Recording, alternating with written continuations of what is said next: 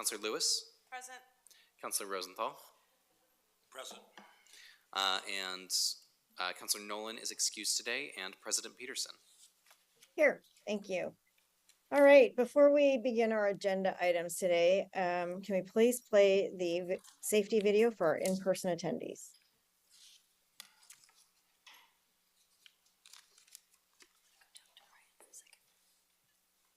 I'm Laura Lepley, a Metro Park Ranger.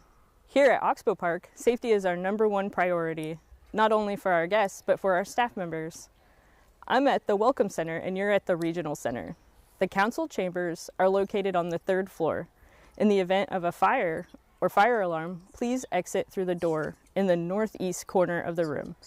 Go down the stairway to the 2nd floor, exit through the main entrance by the reception desk, and gather in the courtyard outside that entrance. In the event of a medical or fire emergency, please call 911 and notify the security agent at the reception desk. The nearest defibrillator is mounted on the steps leading from the reception desk down to Grand Avenue. Thank you, and come visit us at Oxbow Park.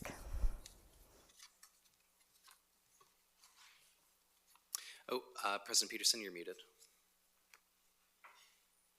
Trying to make sure we don't have 2 computers going in the same room today. Sorry. Before we open public communications on non-agenda items, I would like to provide a little bit of clarity about the budget process at Metro. Today's vote to approve the budget and transmit it to the Tax Supervision Conservation Commission is not council's final action. After approving the budget, council will continue to deliberate on the budget, hold public hearings on the budget, and ultimately adopt the budget. The next public hearing on the budget is scheduled for May 9th, and budget adoption is scheduled for June 13th. Although council is not deliberating on proposed budget notes and amendments today, I will also use this time to share that Councilor Rosenthal has withdrawn 2 budget notes pertaining to tolling and vehicle miles traveled from consideration. I would like to make it clear to those listening today that the vast majority of this council has never been supportive of the expansion of our authority into tolling or congestion pricing or VMT.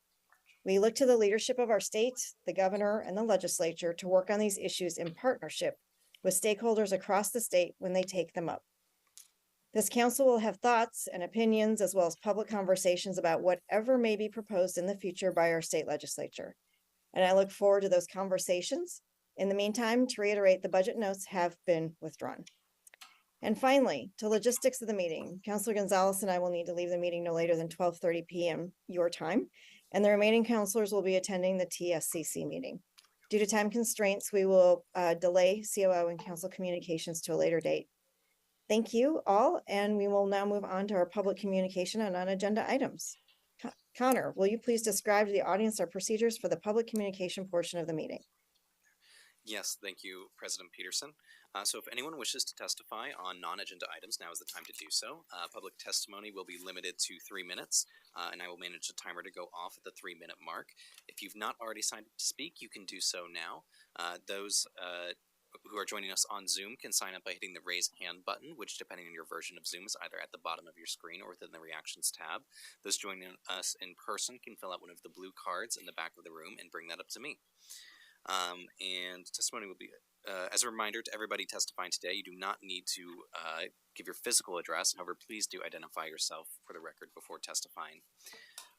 So with that, President Peterson, councilors, we have had some written testimony that was distributed to you all yesterday and one additional one this morning. We have also, President Peterson, I guess I want to check in with you on how we want to take testimony. We've had one person sign up to testify on solid waste rates, and though we are on non-agenda items at the moment. Right, and we will, we don't take testimony at that time, so let's take it now. Okay, thank you. So then we have Terrell Garrett. Thank you. Apologies. So you can sit on the other side of the room over by that mic. So you'll have 3 minutes, and your time will begin when you begin speaking. Yes, exactly.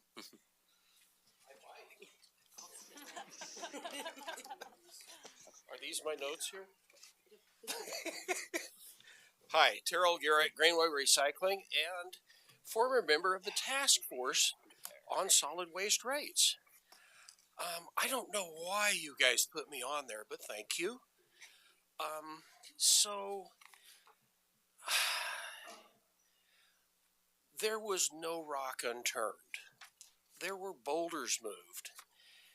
And Marta and poor Brian were put under incredible scrutiny for these rates you're going to vote on. And they held up to it. They're fair, they're honest, public involvement, industry involvement. This was Metro at its finest. It really was. And I'm proud to have been part of that. Although, it was a little rough on Brian at times, but, like I said, he stood up to it. He's done great work. The cost of service approach is the correct approach to take to rates. I know it's resulting in more than an 8% increase, but there's a contract, and that contract has to be paid. And so I want to let you know that I think it was a great process. I think it's honest. I think it's very defensible. And I hope that you will vote for it. Thank you. Thank you so much. Thank you. All right. We have not had anybody else sign up in advance to testify, but once again, if anybody would like to sign up to testify on non-agenda items, they can do so now by raising their hands or bringing up a blue card to me.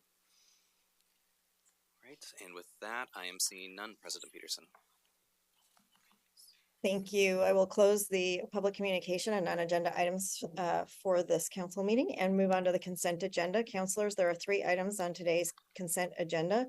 Consideration of the March 7th, 2024 council meeting minutes, consideration of the April 4th, 2024 council meeting minutes, and resolution number 24-5411 for the purpose of reappointing members to the Supportive Housing Services Tri-County Planning Body. Do I have a motion for the consent agenda? So moved. Thank you. Is there a second? Second. It's been moved by Councilor Lewis and seconded by Councilor Nolan. Any further discussion on the consent agenda? Seeing none, all those in favor say aye. Aye. Aye. All those opposed? The motion passes. Thank you so much.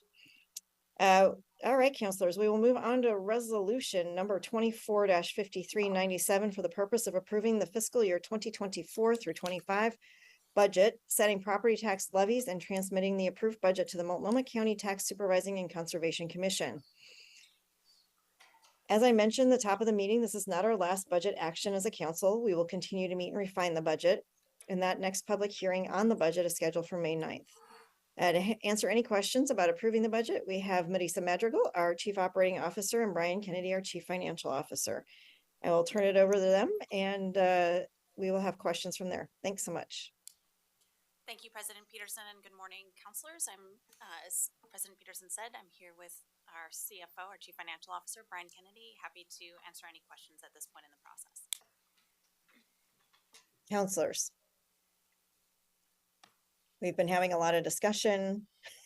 This is not our first conversation on it, so I think we've gotten a lot of details all hammered out and worked on even prior. So I really appreciate all the work that staff have put into getting us to this point. I'm sure there are more conversations to be had, but to move this along, do I have a motion for resolution number 24-5397 for the purpose of approving the fiscal year 2024 through 25 budget, setting property tax levies and transmitting the approved budget to the Multnomah County Tax Supervising and Conservation Commission? So moved. Thank you, Second. Counselor. Thank you, Councilor Lewis. And I believe that was Councilor Simpson who seconded? Yep. Awesome. Any further discussion, councilors? Councilor Nolan. Thanks, Madam President. I just want to make sure I'm clear that this is a budget that is still in process of being developed. So this is not the final word on our budget. It is essentially a technical step that we need to make. With that understanding, I'll support the motion. Correct. Awesome. Thank you. All right. All those, Connor, will you please call the roll? Yes, thank you. Councilor Gonzalez. I believe that was an aye. You were on mute. Thank you. Councilor Wong. Aye. Councilor Rosenthal. Aye. Counselor Simpson, Aye. Counselor Nolan, Yes. Counselor Lewis, Aye. and President Peterson. Aye, the motion passes. Thank you so much. Thank you. All right, we'll move on to resolution number 24-5404 for the purpose of adopting solid waste fees at the Metro Transfer Stations and Regional System Fee for 2024 through 25. At last Thursday's council meeting, we delayed the vote on this solid waste fee for 1 week to provide a little bit more time to answer questions from other parties who had questions about the process we use to incorporate their feedback into the fee setting for this upcoming year as well.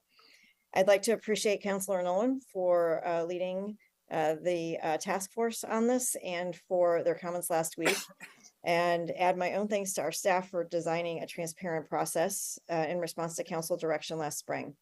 By holding a dozen stakeholder roundtables in addition to convening this task force, staff were able to hear from many voices affected by this process and build their feedback into the proposal before us today. In case there's any additional questions, we have Brian Kennedy, our Chief Financial Officer here, but I believe, Brian, you had a presentation and maybe some answers to some of the questions that have come in the meantime. Thank you, Council President Peterson. My name is Brian Kennedy. I am the Chief Financial Officer here at Metro. I use he, him pronouns. I'm going to talk a little bit about the process of getting to this rate proposal, answer some questions, and then describe the rate proposal. Next slide, please. Next slide. So in the current fiscal year, as a reminder, so the prior council recommendation was focused on predictability for users, trying to limit increases to 7 to 8%. After much deliberation last year, council adopted a proposal for fees that were 11% higher than the prior fiscal year. Just as a reminder of kind of how we got to where we are today. Next slide, please. Over the last year, we have done a wide variety of engagement activities, as Council President Peterson noted, multiple budget roundtables with local government, industry, and nonprofits. We convened the Waste Fee Policy Task Force as a result of the budget note passed by the Metro Council. There were additional conversations with the Regional Waste Advisory Committee, and also a number of direct communications with interested parties. Next slide, please. As a reminder, the Waste Fee Policy Task Force, you were briefed on this back in March.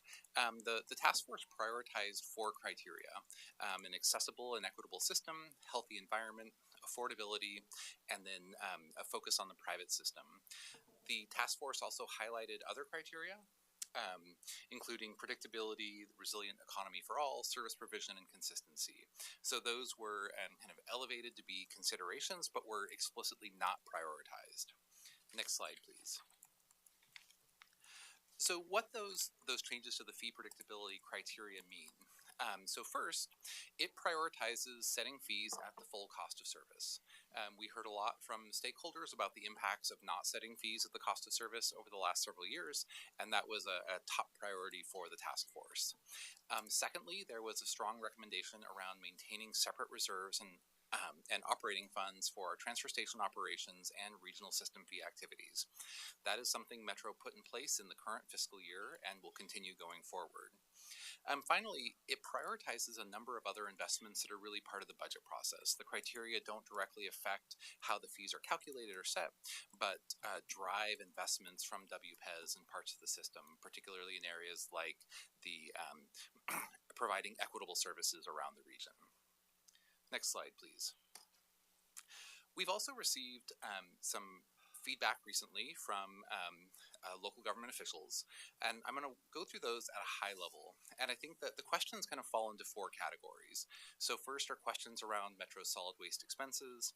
There were questions about our contracts and vendor assessments, oversight and accountability, and then our projections for future fee increases.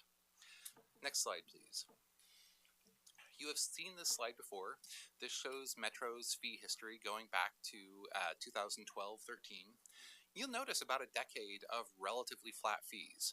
Part of that was around expenses in the system, choices that the Metro Council at the time had made. But you'll also notice that blue line. That is regional tonnage. So over that decade, we saw pretty significant increases in tonnage across the region. We know that tonnage tends to be tightly correlated with economic growth. We had high levels of growth. The result of that was essentially flat fees. I think there's as counselors have noted on multiple occasions, rising tonnage leading to flat fees isn't necessarily the outcome that we want. The department that administers our programs is the Waste Prevention Department, and we're trying to reduce the amount of waste in the region. And then you'll notice those fees starting to increase in 2021-22.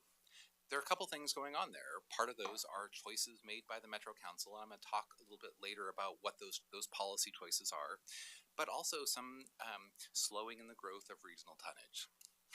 So there have been a number of factors, and I think a couple things that are important to note is that our system is influenced by both Metro's expenses and tonnage, and really tonnage is kind of tightly correlated to what's happening in the rest of the economy. Next slide, please. This slide is showing our fund balances in the Solid Waste Fund. And I highlight this because over the last couple of years, as we noted before, Council had prioritized fee predictability, which resulted in setting fees at below the cost of service. So on this chart, the blue bar is our unrestricted fund balance, our unrestricted reserves. The red bar are restricted reserves. Those are related to landfill closure and pollution remediation. The green line is showing our target, the amount of fund balance we want to have to meet that 45-day operating reserve. The important trend here is the blue bars going down over several years. So setting fees below the cost of service has resulted in Metro drawing down our unrestricted fund balance. And you'll notice that that blue bar is really close to the green line in the current fiscal year. The message to take away here is we cannot afford to continue setting fees below the cost of service. We have drawn down our fund balance reserves to a point where we would be at risk of going below our 45-day operating reserve if we continue to do that. That is a part of the reason our staff recommendation is setting fees at the cost of service. Next slide, please. There were some questions about our contracts and vendor assessments, and I think a suggestion that maybe we had not been kind of on top of that process. I want to note since 2019 for our 4 major contracts, which are landfill disposal contract, Metro Central, Metro South operations, and waste transport, all of those contracts have been competitively bid and renegotiated since 2019. We have a regular process of bidding contracts out and carefully negotiating those agreements to make sure we're getting the best value for the public. This is something that is a core value of Metro, both our procurement services team and the Waste Prevention and Environmental Services Department. Next slide, please. There were also some questions about oversight and accountability, and I'm happy to have the chance to talk about this because Metro has some unique features that most of our local partners don't have, even when it comes to their utility setting. First, Metro has an elected internal auditor. There have been 2 audits focused solely on the Metro Solid Waste Services since 2021, and a number of other audits that are closely related. It's really only our largest partners in the region, City of Portland, Multnomah County, Washington County, that have elected internal auditors. This is a kind of a unique, somewhat unique oversight and accountability mechanism that we have that is really focused on performance, efficiency, and effectiveness. Secondly, being in Multnomah County, Metro is subject to the Tax Supervising and Conservation Commission. We have an additional level of scrutiny on our budget process that many of our local partners do not have. And then finally, the Metro Code has a unique requirement that requires an annual independent review of our solid waste fees. And that annual independent review is focused really specifically on kind of the best practices around municipal utility rate setting, focusing on cost of service, allocating costs fairly across user groups. So we have a number of features that drive oversight of Metro's solid waste activities, both from a programmatic perspective, but also financial perspective as well. Next slide, please. There was also a question about what's going to happen in the future. Are we looking at year over year significant rate increases? This chart shows our actual rates back to 2019. That's the blue line. The red line is forecasted fees, total tip fee out to fiscal year 29-30. The real takeaway here is, absent new investment, absent new policy direction by council to dramatically change what Metro is spending money on, we're projecting a flattening of that cost curve. Those fees out in the next 5 years, we would forecast to be in the 4 to 6% range, pretty consistent with inflation in the economy and overall personal services increases. So again, the future is not promised. We did not expect to have 8% inflation in 2022. There's a lot that's uncertain, but I think you can have some confidence that we're not looking at year over year significant increases at current service levels. Next slide, please. I want to take a moment because a number of the feedback we've received. People are asking the question, kind of really asking, why do Metro's solid waste services cost what they cost? And I think more pointedly, what they're asking is, why can't they cost less? And so I want to orient us to the values that guide the work we do. From the regional waste plan, the 3 key values are around equity, health, and the environment. Metro doesn't have a policy objective of providing the cheapest system out there. We know, for example, the cheapest way to handle solid waste is to landfill it. If we wanted the cheapest system, we would drive every ton to the landfill. But that's not what we do. We have values around waste recovery. We prioritize waste recovery in our transfer stations. We have been working for 2 decades around getting food waste out of the system to recover waste. And we know that in a lot of cases, those are more expensive ways of handling that. I also think it's really important that council has directed staff consistently over the years to recognize the dignity and humanity of people who work in the system. We know that work is frequently dangerous, it's dirty, and too often underpaid. And so we have, as we approach this work, taken a number of actions to recognize the dignity of people doing that work, and that manifests in a number of different ways. It looks like public employees and private employees being paid livable wages when they're working on behalf of Metro. It means dramatically reducing the reliance on variable hour staff at our facilities, so people working side by side have access to the same benefits and the same living wages. It means no longer using incarcerated labor for the regional thrid patrol. That was a really important step, and it costs more. And it means building workforce development programs that provide living wage jobs to formerly houseless people. These are important investments that the region has made, and I highlight those because this conversation, it's framed frequently as a disagreement around math or the structure of the rate model, but it's actually a disagreement about values. And the values that we have used to build the system are different, and council has been really clear with that, and that is what has led to the fee proposal that you have before you. And I think it shows up in the work the Waste Fee Policy Task Force did, because we're trying to balance a number of these criteria that are in tension with each other. The affordability of the system, as well as an equitable system and a healthy environment.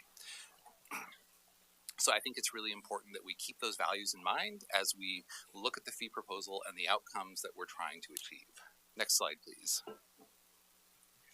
So the proposed fees for fiscal year 24-25.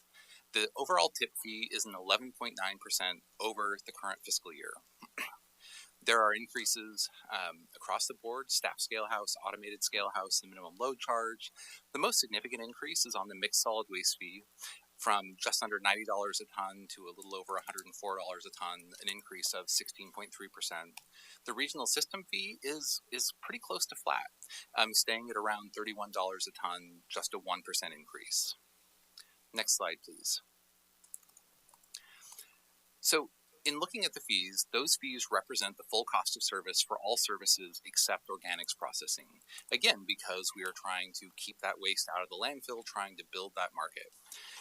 There's no other cross-subsidization between the regional system fee and transfer station operations. The cost of that subsidy for organics processing is around $400,000 a year, and the increase in the total tip fee, so for customers using the Metro transfer station, a residential customer, that would represent about $12 a year. Next slide, please. If we were to go with the fee predictability approach, The total tip fee would be limited to an increase of approximately 9%. This would require a $4.5 million budget reduction in WPES. That would have to be spread across reduced hours and services at Metro transfer stations and reduced regional system fee programs and services, because we cannot continue to afford subsidizing the fee from our solid waste reserves. Next slide, please. So the staff recommendation is for the council to adopt Resolution 24-5404, set Metro's solid waste fees at the cost of service, and fully fund the Waste Prevention and Environmental Services Department for fiscal year 24-25, consistent with the COO's proposed budget. Thank you, and I'm happy to answer any questions. Thank you, Brian. Much appreciated. That was very helpful. The one question I would just ask you to delve down a little bit more into is, I believe the mayor of Sherwood had a question about overall cost of service provision reduction in the budget of 6% versus the tipping fee 11+%. And how do those two things play together, and why does it sound so different? Thank you, Council President Peterson. The main reason for that is we had one-time expenses budgeted in the current fiscal year, including expenditure of state grant funds, which is offset with revenue, as well as we have a smaller capital program programmed for fiscal year 25. So the overall budget is smaller, but the amount of revenue we need to recover on the fee is increased because those services are ongoing. Thank you. Councilors, any other questions?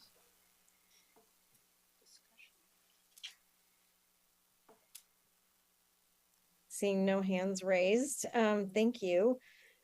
Do I have a motion then on resolution number 24-5404 for the purpose of adopting solid waste fees at the Metro transfer stations and the regional system fee for the 2024 through 25 fiscal year? I move adoption. Excuse me? I move adoption. I'm sorry. Oh, you move adoption. Okay, thank you. For some reason, the sound coming through me changed after Brian Kennedy's statement, so I can barely hear the council now. So Councilor Nolan has moved. Is there a second? I'll second. Thank you, Councilor Gonzalez. It's been moved and seconded. Is there any further discussion? Councilor Lewis. Sure, thank you so much. I want to thank everybody who was part of this process of getting here today.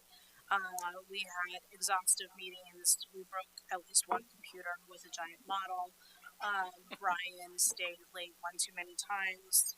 And it was a lot of work. This is not simple stuff. And I think what we've gone through today is kind of the government math, but we've also heard that it's more than a math equation. It is about our values.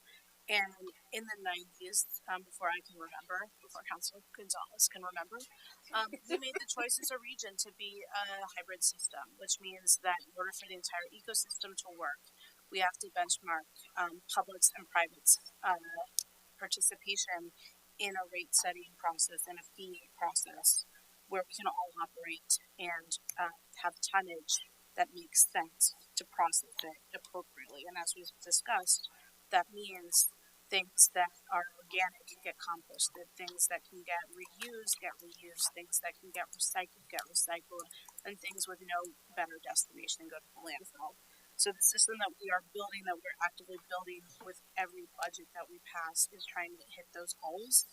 And I do believe that this is where we need to go. We cannot continue to subsidize as the math shows us, but also as our participation in what is a public and private constellation of services. When we were looking at fee predictability several years ago, you mentioned we didn't expect 8% inflation.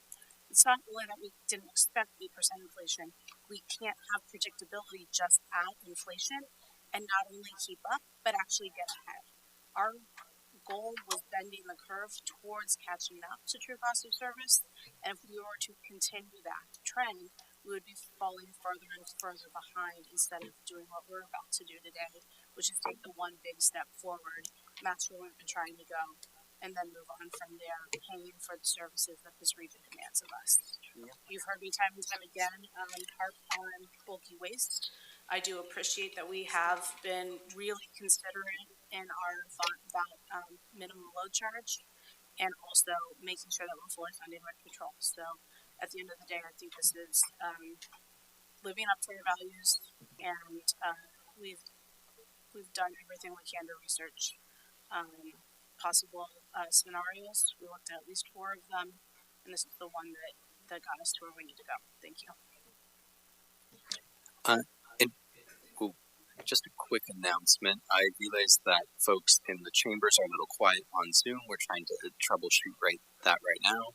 And we do have, there's a caption option. It looks like the captions are catching everything in the room. So, thank you. Okay. Councillor Nolan and then Wong. Thanks, Madam President. Thanks, Madam President. I appreciate the work that staff has done on this. I appreciate the numerous hours that the volunteers on the Waste Fee Policy Task Force committed to grappling with some of the issues that have been described by our witnesses, as well as the testimony from our Chief Financial Officer. And it's been alluded to in the comments so far, but I want to make it very clear that we really are at an inflection point here. We've named our department, as Mr. Kennedy reminded us, the Waste Prevention and Environmental Services Department. That's the mission that we have asked them to pursue. And yet, in the moment, and we're not going to change this for this coming fiscal year, we measure the dollars in terms of volumes out instead of cleanliness achieved throughout the environment, throughout the neighborhoods. That's the inflection that I encourage us to make, and it will take us some time. But if we move instead to measuring what we are asking people to pay in terms of what benefit, what environmental good they get out of it, instead of how many pounds they put in their can, that will help us move more assertively and effectively toward a prevention mindset. I also want to thank our partners in local government who diligently, during the process of this policy task force developing recommendations, which the council gave a unanimous nod to, not only in that session raising questions in defense of their local constituents as well as good budgeting, that have exposed that we have room here at Metro to dig a bit deeper on the council level, the policy level scrutiny of our operations in ways, in creative ways that allow us to move toward an emphasis on prevention, not just through cutting someone who's doing an important job now, but totally innovating the way we collectively approach our program so that we don't just scale up or scale down the operations we do today, but we think about what those operations need to be in 10 years, in 20 years, so we get to the point where we're sending de minimis volume to landfills and instead recovering value from that. That's something that, Madam President, you have already indicated an interest in the council taking up, and I applaud you for that. That will be a process that involves all the stakeholders that were involved in the Fee Policy Task Force, as well as, I'm hoping, consistent with Metro's way of doing things, a lot of direct public involvement in that. I look forward to it, and for now, I support the resolution in front of us. Thank you, Councillor. Councillor Rosenthal. Thank you, Madam President. Just a couple quick comments. First of all, I think we have a long way to go in terms of concern. Is that better? Yes. I would speak close to the mic so Zoom folks can hear. It was back feeding. Okay, that's a little better. Okay. Let's see, where was I? There's a lot of good things that have been said about Councilor Lewis and Councilor Nolan. We need to move forward in terms of reducing the amount of waste that we generate, and we're moving in that direction. I support a cost of service approach, and I appreciate the hard work that the stakeholder group did. I was not on it, but I appreciate that. Although I would point out that they prioritize general principles as opposed to specific actions in some cases. It's nice to say we believe in equity and environment, but that doesn't really, that's like pie in the sky, but it doesn't tell us what kind of pie we're talking about. And I think we need to be a little bit more specific. I have heard some concerns, and there's some concerns about both the direction that we need to be going in terms of some of our facilities, and also, where our capital program is going to go. And there's been some concerns over transparency and understanding some of the way the budgets have been presented. That said, I will be an abstain on this vote.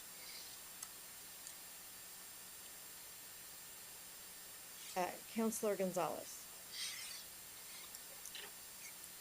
Muted. All right, let's try this, and hopefully the echo's not too bad on our end. Everything good? All right, great. All right, we're sharing a conference room in DC. And when we get to council communications, I'm sure we can give you all an update on why we're here. And it's been a great time with our region's business leaders. I also want to really quickly echo the leadership of our counselors that have dedicated their time to this, and really the focus of the council in understanding and creating this effort for added transparency as we explore what options are on the table. Over the last few years in particular, and since COVID, the council has been really mindful of rates and the impact to people, to businesses, and to our municipal partners. And to that point, I really want to appreciate the letters that we've received from folks regarding this. And I acknowledge that there's a lot of important analysis that is made. And I also really acknowledge the hard work done by our staff to provide us with the best information in this moment in time to understand the trade-offs of our system, and frankly the system that we want to build, and the goals that we want to achieve. And as such, I will be supporting and the resolution, and wanted to communicate my feelings in that sense, and look forward to continuing to use the committee structures that we have to make those continuous improvements that we know that we will always need to strive for. And I had that my commitment for that is there. And I know that even in individual conversations that I've had with mayors in particular, there is a great appreciation for the steps that our team is taking, and I want to elevate that. Thanks. Thank you, Councilor. Councilor Simpson. Thank you so much, Madam President. I didn't hear the first 20 minutes of this discussion, so if I'm repeating something that was already said, I really want to lift up the good work of staff, particularly Marta and Brian. Brian took a few on the chin, and he survived it. And he's good, and he's honest. And it was a fair process where folks from the industry, partners and leaders and in government came together, and we all didn't agree. And I really want to tip my hat to Councilor Nolan and Councilor Lewis's steadfast leadership in that space, and really pulling us here and getting us here together. So again, I didn't hear the first 20 minutes, but I am super supportive of passing this resolution and moving this along. So thank you. Thank you. And I just want to ditto a lot of what has already been said. I won't repeat a bunch, but I will say that I too have talked to some of the mayors, and I need to relay to Metro staff that the complements in how we have conducted our business over the last couple of years between the urban growth report and the assumptions that go into that and the conversations we're having on that, along with this committee that we set up to delve into regional waste fees, has really allowed a conversation to happen that educates both sides on how we're being perceived, how our budget is being looked at, how we do our budgeting, why these things influence our decisions, and to get outside external feedback on that. And I think that that has been a real change and one for the better. And I really appreciate the staff putting their back into being able to tell the story, right? Because really, that's we can get lost in the technical part of this, but we need to be able to talk about why we're doing it and the story behind it, and be able to really hear what others are saying and thinking and feeling. And so I just wanted to say thank you so much for getting us to this point, and all of the work by counselors on those two committees also, because it there are a lot of diverse perspectives, and it takes a lot to talk in a big open room and get there. So thank you again, and I appreciate. We've had a motion, correct, and a second. If there's no further discussion, Connor, will you please call the roll? Yes, thank you. Counselor Rosenthal. Abstain. Counselor Gonzalez. Yeah. Counselor Wong. Aye. Counselor Lewis. Aye. Counselor Simpson. Aye. Counselor Nolan. Yes. And President Peterson. Aye, the motion passes. Thank you.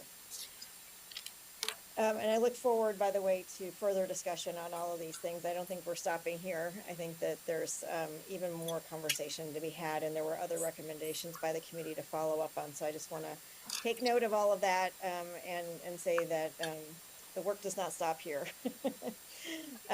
So council, seeing no further discussion, I would like to just move us on, if you don't mind, past council communication and COO communication, so you can get to your TSCC meeting. Our next regular meeting is scheduled for Tuesday, May 7th, 2024 at 10:30 a.m. And I will now turn it over to Councilor Huang to be able to take care of the logistics in the hearing room there, to work with TSCC Chair Harmony Heroes on logistics to move to the TSCC meeting immediately following. Thank you so much, everybody. Bye-bye. Thank you, Madam President. I think so.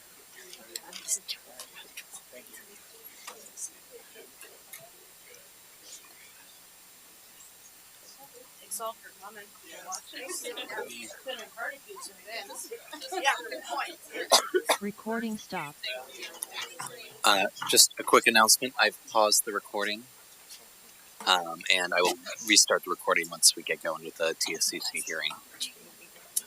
Oh,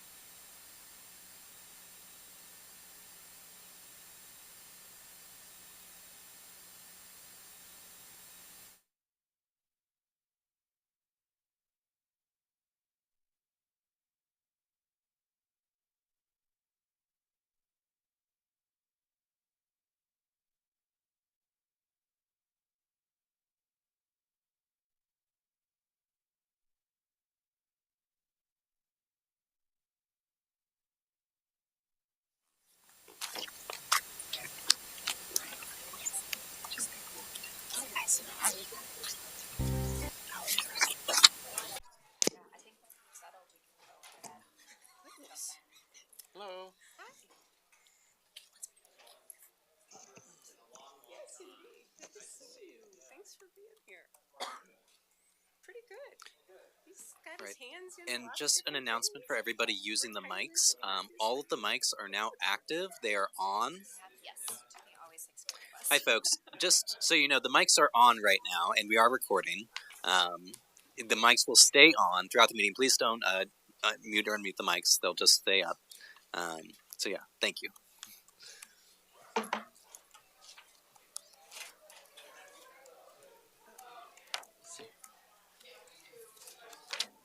I think so. Our folks are You guys ready. ready? Sure. So I call to order this public meeting on May 2nd, 2024 for Metro Zebon tax measure. My name is Mark. I think you turned it off. I'm expecting to see a green light go on. Red lights. Red? Yeah, it's very intuitive. Okay, I'm on. Yes, there I am. Thank you. So my name is Mark Wibold. I'm standing in for Harmony Quiroz, our wonderful chair. She's transacting business right now in some other state. So I'm the vice chair, and I'll be handling today's hearing. The TSCC is a community oversight commission established by the Oregon legislature over 100 years ago. The commission oversees the budgets of all TSCC member taxing districts and annually conducts a thorough budget review and certification process.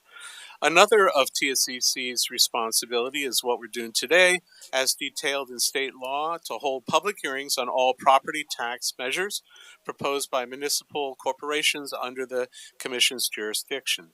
TSCC holds public hearings to give the public an opportunity to learn more about the proposed measure, and we ask questions that we think a typical community member might ask. In that sense, we are here today to represent those community members who may not be able to ask questions of you directly. We encourage community members to attend these public meetings and make comments and ask questions, and minutes of this public hearing will be prepared and retained as a permanent record of the proceedings. TSDC does not take an action on the proposed tax measure, and we do not advocate for a position on the measure. This hearing is strictly to promote information sharing. And so I will now ask my fellow commissioners and the staff of the TSCC to introduce themselves. Toonie and Allegra, you guys want to start? I'm Toonie Betchart, TSCC Budget Analyst. I'm Allegra Wilhite, Executive Director with TSCC, and I had to step out quickly, so Mark, I'm not sure if you already mentioned, we do have a hard stop at 12:30 for some of our TSCC commissioners. So we should be fine. We still have an hour until then, but just wanted to mention that. That's what we had scheduled. So, my name is Todd Burton. I'm a first year as a TSCC commissioner. My background is in public finance, working for local government. In fact, I'm more used to sitting where Brian is sitting as a staff member, but I'm very happy to be on this commission. I'm Matt Donahue, third year on the commission. My day job is as a municipal advisor or investment banker for D.A. Davidson here in Portland, Oregon. Thank you. Hi, my name is Allison Lugo-Knapp. This is my first year as a TSCC commissioner. I'm an organizational development consultant working with community-based organizations and public sector agencies. and again, my name is Mark Wibold, and this is my 8th year with the TSCC, my last year, and I'll be back for the Metro hearing, and that will be my last Metro hearing, which I've really enjoyed these hearings. And when I was working, I'm now retired 2 years. When I was working, I was senior policy analyst in the President's Office of Portland State University. So now we're going to move on to public comment. I will now call any members of the public who would like to speak. Each person is limited to 3 minutes of public comment. We will let you know when you are nearing the end of your time. Allegra, do you have any members of the public that signed up to testify? We had no advanced signups, so I will really quickly just look to our audience and see if there are any members of the public here. I'm seeing no hands raised, so I do not believe we have any public comments today. And thank you, Todd, for reminding me that I forgot to ask you to introduce yourselves. So would the Metro Commissioners please introduce themselves? Sure, I can kick us off. Good afternoon. Good morning still. Duncan Huang. I'm the Deputy Council President today. subbing in for President Peterson. I'm the Metro Counselor for District 6. Garrett Rosenthal, a Counselor District 3, which is Southern Washington County. Christine Lewis, Metro Counselor, District 2. Mary Nolan, District 5. You didn't bring counselor. You didn't bring your little one today. I didn't. They both go to school on Tuesdays and Thursdays. Oh my goodness, that was exciting last year to meet them. Okay, well, One more. oh, I'm sorry. Yep. Counselor Ashton Simpson. I represent District 1. Thank you. Is that everybody? Okay, great. So we'll get started with our questions. I have the first one. And so we would like to understand more about the need for this bond. Are there health or safety concerns with the current habitats you are hoping to address with the penguin, sea otter, and giraffe projects? Yes, I can take this one. Health and safety are always priorities for the zoo.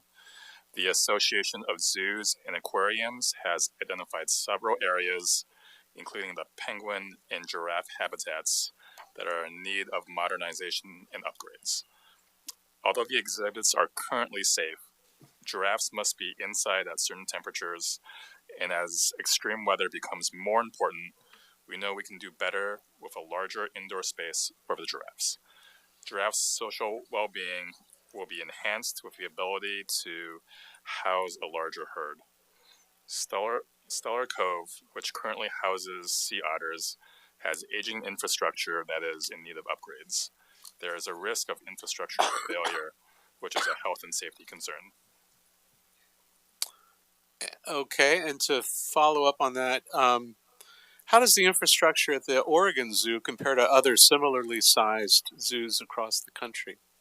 Thank you. Yes, the Oregon Zoo's Washington Park setting is unique.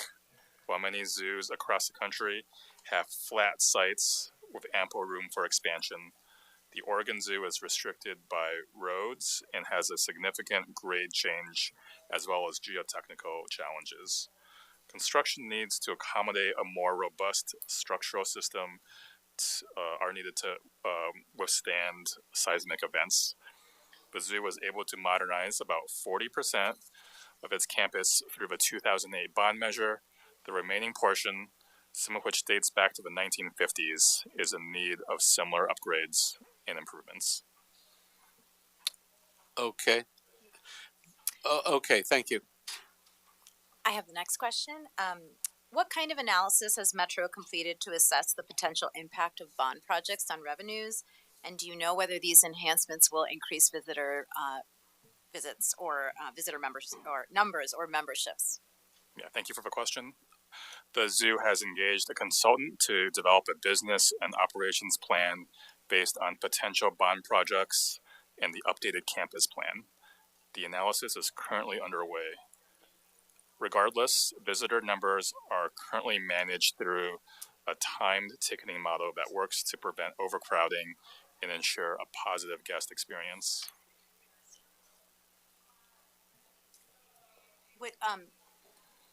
In terms of parking, I'm wondering if visitor numbers do increase. I was just there with my kids not too long ago, and we were sent to the overflow parking, which was really well done, actually. Like it was very, yeah. But even that parking lot was starting to become full. So I'm wondering what would be done to help with the parking situation. Well, I believe we're still constrained by all of the infrastructure around, so we're not able to add more parking. I think we're looking at deeper investments in transit and other modalities. And I know we have our zoo staff here if they want to add anything about the parking situation.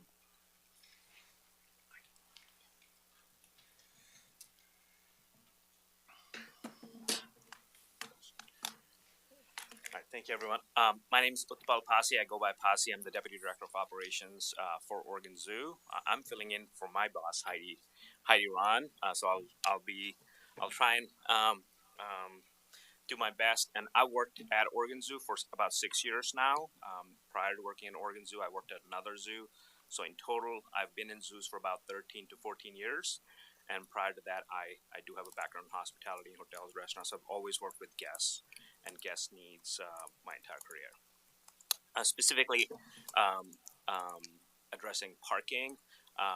So part of the reason why we started time ticketing is so that we don't go over the overflow parking. So that's how we're managing parking, and we do have another consultant involved with Explore Washington Park because our parking is shared by other venues as well. So we are actually working on a project, as Councilor Wong mentioned, to increase and make existing parking more efficient.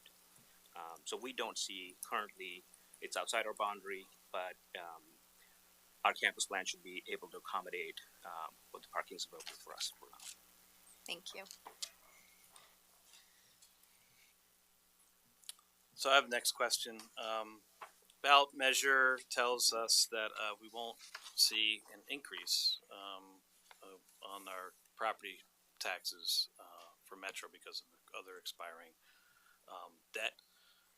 The other hand is if this passes and you levy taxes to pay for this bond in the next year, we also won't see a decrease.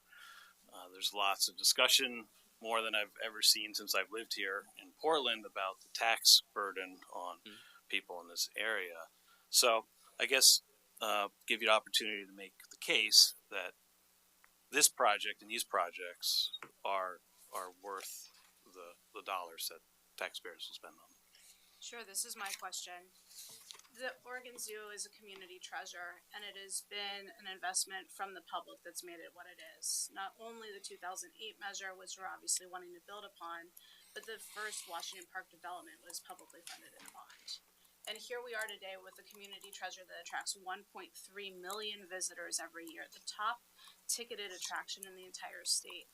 So at a time where we're trying to say Oregon is open for business, please come visit. Our hospitality and tourism industry is critical. Please come stay downtown. Please come. That's what we're doing here. We're investing in not only our community treasure, but in our regional tourism economy. The Portland Metropolitan Chamber of Commerce has come out in support of this measure. They weren't there in 2008 because we see the critical need to rebuild tourism, to say, yes, please come see us. We attract visitors from all over the world, but really we're a West Coast draw. Additionally, this is critical for the animals that we do real science and real conservation with. We don't have time to wait in order to make sure that we are doing the work of western pond turtles, of condors, of all of these critical species that need the conservation work in this ever-changing world that is harder for animals to thrive.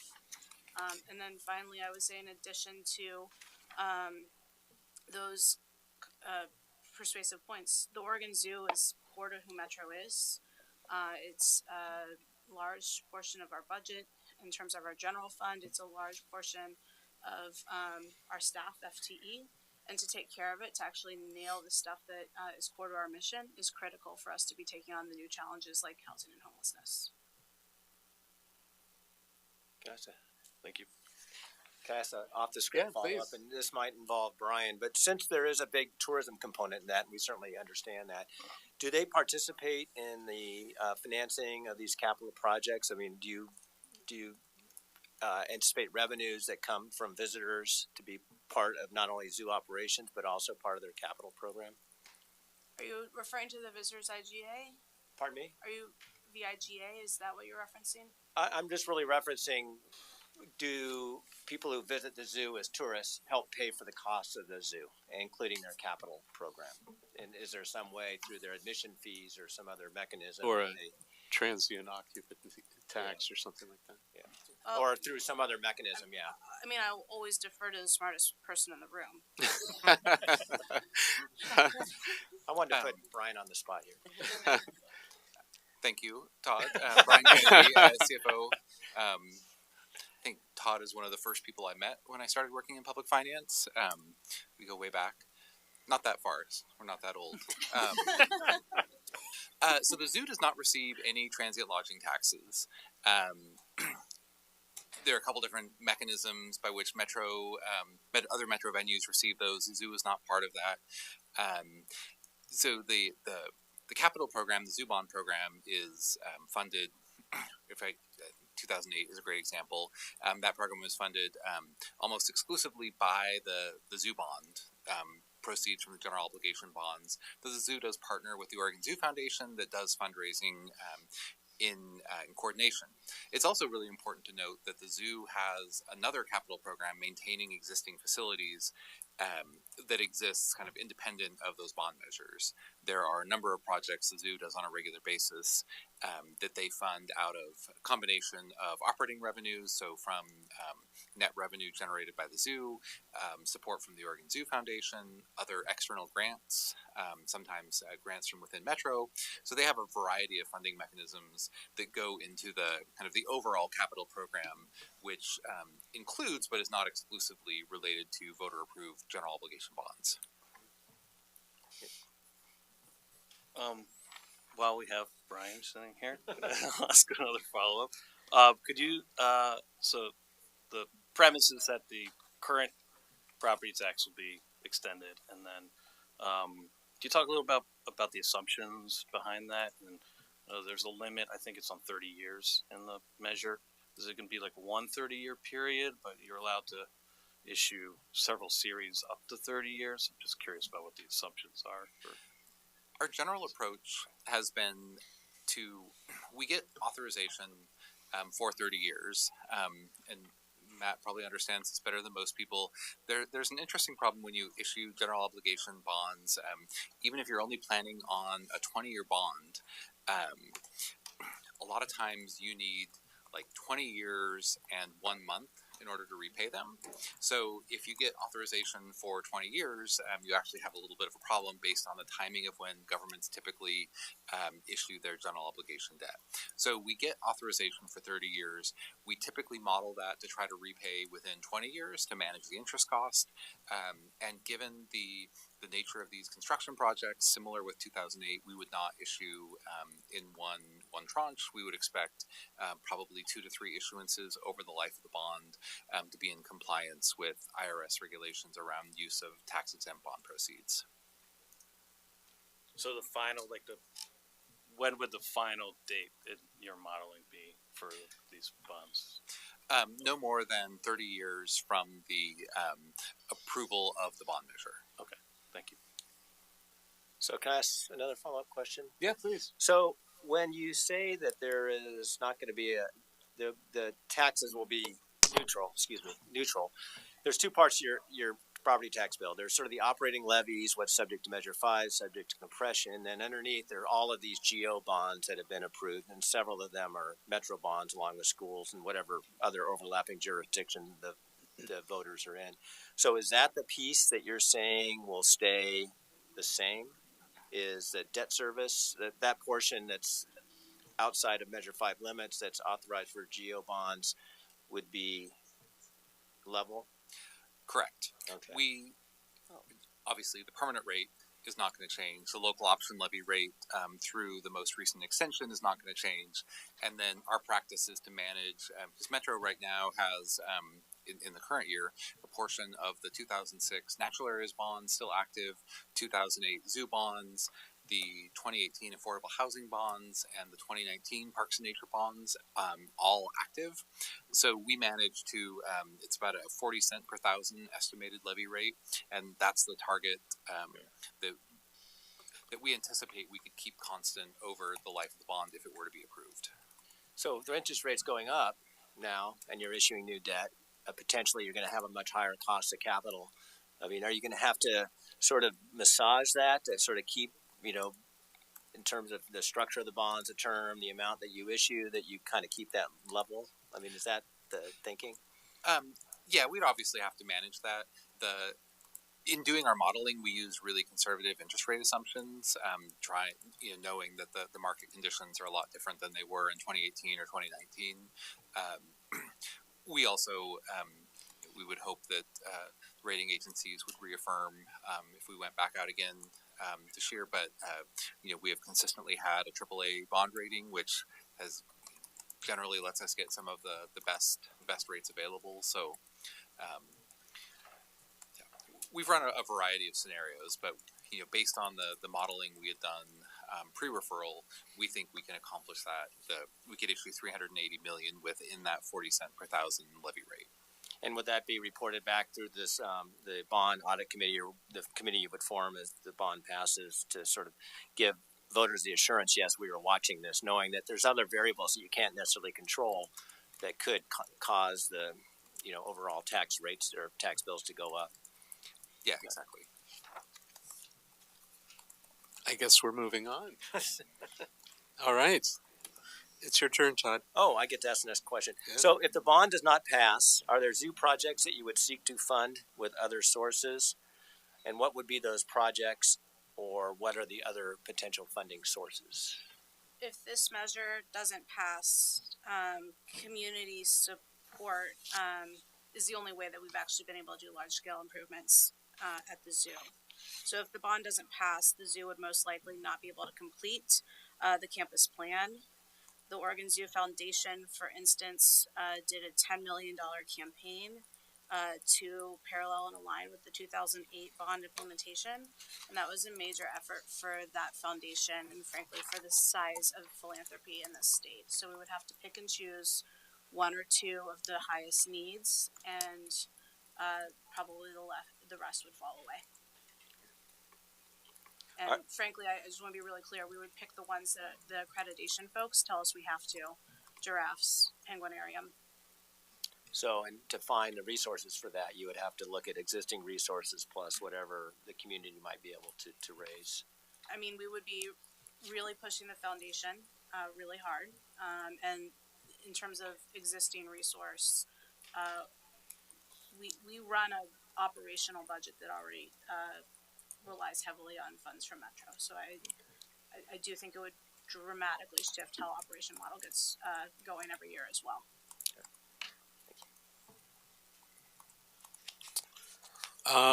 So the bond, hopefully will pass, and you'll be building all of these wonderful new capital projects. We're interested in the ongoing costs. New capital project means additional costs related to the new habitats and other investments. Do you anticipate operating costs will go? What and to cover these costs? I have that question here in the big screen.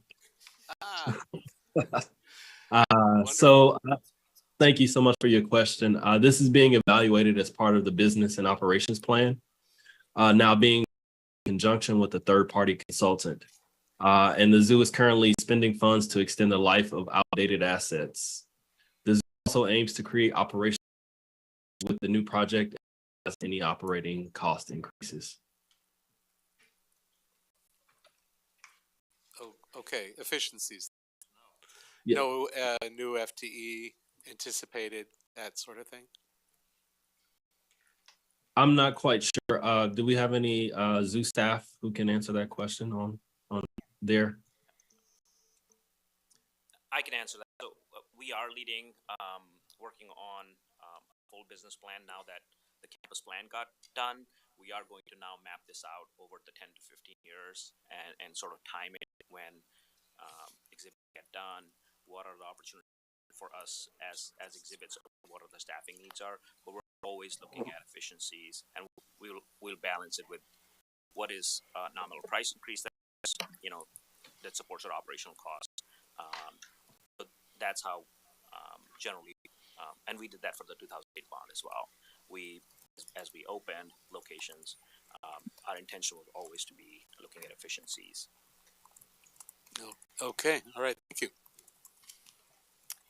So just given the type of severe weather that our region has experienced in recent years, we were really glad to see that some of their projects are really specific towards animal care and heat protection, natural disaster or emergency.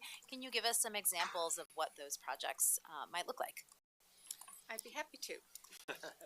Potential new projects include adding on-site photovoltaic panels and battery energy storage systems to create a localized energy source that can self-generate, theoretically indefinitely.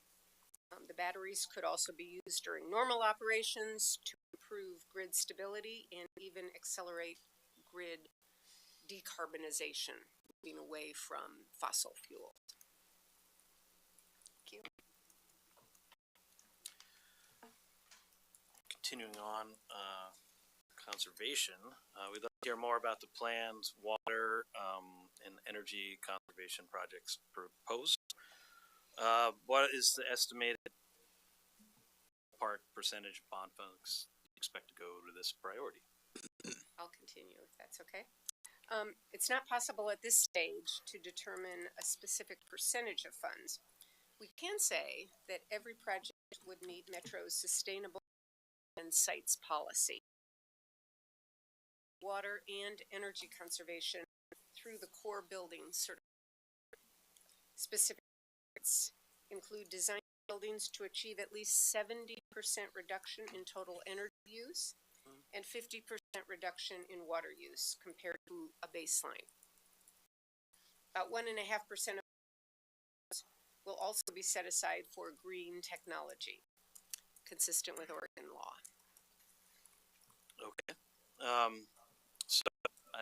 mean, following up on the earlier question, I mean, is it the expectation that these projects will improve operational efficiency, including utility savings, et cetera? Yes, of course. The project would advance the zoo's goal of a 100% electric campus by 2040. Electrification of heating systems is expected to reduce gas consumption, while we would see slight increases in overall electrical consumption. Energy. But that's and all the lighting that goes with that, that'll just be more efficient, right? It'll be more efficient, yes. Okay. We don't take away the joy. Don't want at the zoo. to lose the joy. Love the joy at the zoo. Two lights, right? We take our goddaughter there. She loves it. Yeah. LED zoo. I asked that question. So would the bonding proceeds include expanding the zoo's footprint by expanding or by purchasing or buildings or the existing footprint? I'll take that one. It's extended for the existing footprint. The city owns both the parking lot as well as the city potential or some sort of relationship with the children's zoo, but that is not included in the current bond. If that happens, it's to do and how to sort of adjust the footprint and adjust the plans a little bit. Probably it end up being some more of an administrative, or it could do an administrative center and open up a little bit more space facilities. There a museum possibility. I'm not involved in this. Have been ongoing with the city as to what the city's intent is. It would be wonderful to. Yeah, but that's not the potential use of it. Part of the current campus plan at this point in time because it's just unknown. Right. So does the zoo have its physical footprint now? It can't. I mean, is there contiguous land around the zoo that's available, or is that all? Is it really just focusing on the children's museum as potential expansion? The current pretty much landlocked into its current area, constrained by both. Opportunities. Can you tell us more about those and education opportunities and facility improvements affect those? Absolutely. Last one. So upgrading and modernizing habitats will provide learning opportunities through interpretive signage, better viewing of animals, and areas for the community to engage and connect with wildlife. For example, the new Coastal Shores arrangement will not only provide improved access to the existing education center, but the exhibit would itself provide opportunities for guests to learn about sea otters, important role in the Pacific marine efforts to reach the Oregon coast. We'll also design spaces for enhanced engagement with our naturalists, zookeepers, and of a new ambassador building would lead to significantly enhanced learning opportunities at the zoo. Thank you. Well, that was extraordinarily efficient. I think we're done with our questions. Thank you for your contributions to this discussion, and thank you for putting it on your docket. I know you've been busy this morning and that you were able to appreciate it. With that, I think since we take no action, I think we're done, right? So I get to do this and declare this hearing closed. Great. Thank you. Recording stopped.